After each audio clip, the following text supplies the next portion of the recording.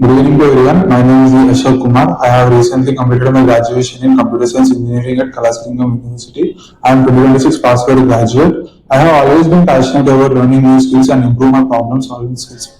After completion of my graduation, I have got an incubation free seat in Jspiders.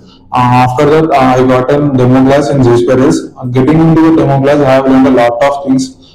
Through that, started with the customers. I started earlier my career with the Jspiders, and I trained with starting class with SDLC with Smriti ma'am. After completion of that, I started with SQL with Nanda Kumar sir.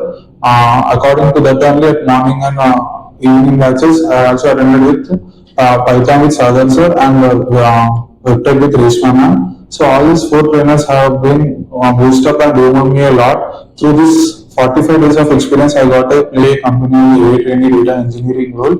Because of I have got a lot of experience, lot of skills in these 45 days. Like I boost up my experience a lot through like doing presentations, group presentations, and grooming sessions, and also mock interviews. All this like one by one, I have learned a lot of things in this 45 days. Thank you, Jspiders, and for giving this an opportunity.